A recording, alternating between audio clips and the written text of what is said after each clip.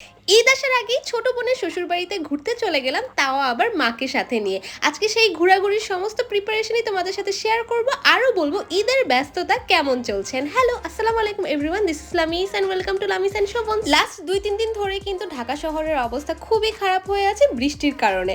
যখনই কোনো দরকারি কাজে বাসার বাইরে বের হতে হয়, ঠিক তখনই ভিজে টিজে একাকার হয়ে বাসায় ফিরতে হয়। আজকেও আমি আর শোভন যেই বাসার বাইরে একটু বের হলাম, আকাশ দেখি এত কালো হওয়া শুরু করে দিয়েছে যে আমরা চট জলদি করে রেইনকোট পরে দুইজনই একেবারে প্যাকেট হয়ে গিয়েছি, কারণ লাস্ট কয়েকদিন বৃষ্টিতে ভিজে আমাদের না দুইজনেরই জ্বর ঠান্ডা লেগে গিয়েছে।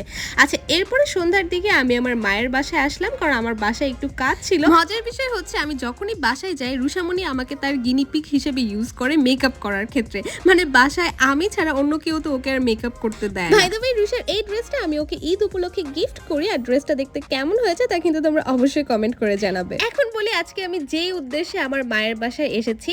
আজকে আমি, আম্মু, আমার ছোট খালামণি মিলে আমার ছোট বোনের শ্বশুর বাড়িতে বেড়াতে যাব। তো ঈদ উপলক্ষে আম্মু তার ছোট মেয়ের শ্বশুর বাড়িতে পাঠাবে বলে বেশ কিছু গিফট আগেই কিনে রেখেছিল, আর এই জামদানি শাড়িগুলো আমি আর আম্মু দুইজনে পছন্দ করেই কিনেছি, কারণ আমার ছোট বোনের শাশুড়ি মা আর ননাস দুইজনেই কিন্তু চাকরিজীবী মানুষ, তাই তাদের জন্য সালোয়ার কামিজের থেকে শাড়িটাই বেশি সুইটেবল হয়। আম্মু যেহেতু বাসার অন্যান্য কাজে ব্যস্ত ছিল, তাই সবগুলা গিফট কিন্তু আমি সুন্দর করে গুছিয়ে রেখে দিচ্ছিলাম। সবচেয়ে ভালো হতো যদি একটা ডালাতে করে সবকিছু দেওয়া যেত, কিন্তু সময় স্বল্পতার কারণে কোনো কিছু আর ওইভাবে সাজিয়ে গুছিয়ে দেওয়া যায়নি। ও, আমার ছোট বোনের হাজবেন্ড আর বাসার মেল মেম্বারদের জন্য কিন্তু আম্মু বেশ কয়েকটা শার্টও কিনে ফেলেছিল, আর তাদের বাসায় যেহেতু ছোট্ট একটা কিউট পিচ্ছি বেবি আছে, আম্মু কিন্তু তাকে দেওয়ার জন্য ছোট একটা পাঞ্জাবিও কিনে ফেলেছিল।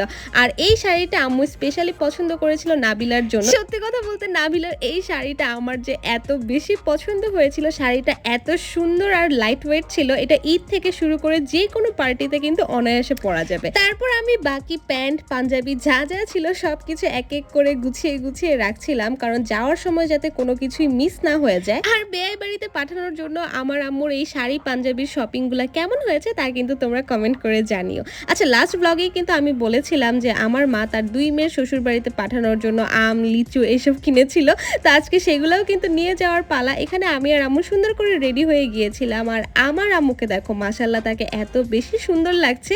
আর আম্মু কিন্তু এই ড্রেসটা আমার এই পেজ এলএনএস অ্যাটায়ার থেকে কিনেছে, তোমরা চাইলে আমার পেজটা ভিজিট করে দেখে আসতে পারো। ঈদ উপলক্ষে কিন্তু আমার পেজে অনেক অনেক ডিসকাউন্ট আর অফার চলছে, যারা যারা এখনো আমার পেজটা ভিজিট করনি প্লিজ আমার পেজে একটা লাইক অথবা ফলো দিয়ে দিও। আচ্ছা, এবার একটা ইম্পর্টেন্ট কথা বলি, গত ভ্লগে অনেক আপু ভাইয়ে এরকম কমেন্ট করেছিল যে আপনারা আপনার বোনের শ্বশুর বাড়িতে এটা ওটা পাঠাচ্ছেন, এগুলো কেন ভিডিও করে দেখান। আমার ছোট বোনের কিন্তু একদমই রিসেন্টলি বিয়ে হয়েছে, আর এই কোরবানি ঈদটাই আলহামদুলিল্লাহ শ্বশুর বাড়িতে ওর ফার্স্ট ঈদ। আমাদের 2 ফ্যামিলি মেম্বাররাই কিন্তু নিজেদের সামর্থ্য মতো পছন্দ মতো একে অন্যকে গিফট করেছে, আর বাঙালি কালচারে কিন্তু এই ধরনের রিচুয়াল অনেক আগে থেকেই আছে। আমার মতে আত্মীয়তার সম্পর্ক সুন্দর রাখার জন্যই কিন্তু এগুলো মেনটেন করা হয়, যাদের ইচ্ছে আছে তারা মেনটেন করবে, তবে কোনো ফ্যামিলির প্রতি কিন্তু কোনো প্রেশার বা বাধ্যবাধকতা দেওয়া উচিত নয়। আচ্ছা, অনেক কথা বলে ফেলেছি, এবার তোমাদেরকে নিউ মার্কেটের অবস্থা দেখাই। ঢাকা নিউ মার্কেট আর নিউ মার্কেট নাই, এটা এখন পুরা দামে কক্সবাজার হয়ে গিয়েছে লাস্ট কয়েকদিন বৃষ্টির জন্য। ফাইনালি সারা রাস্তার জ্যাম ঠেলে ঠুলে বৃষ্টির মধ্যে আমরা নাবিলার শ্বশুর বাড়িতে পৌঁছাতে সক্ষম হলাম। আম্মু, আমার ছোট আন্টি আর আমরা সবাই মিলে বেয়াই বাড়ির দাওয়াত খেয়ে আমি তাড়াতাড়ি করে বাসায় চলে আসলাম, কারণ রাতে আবার আমার লাইভের কাজ ছিল।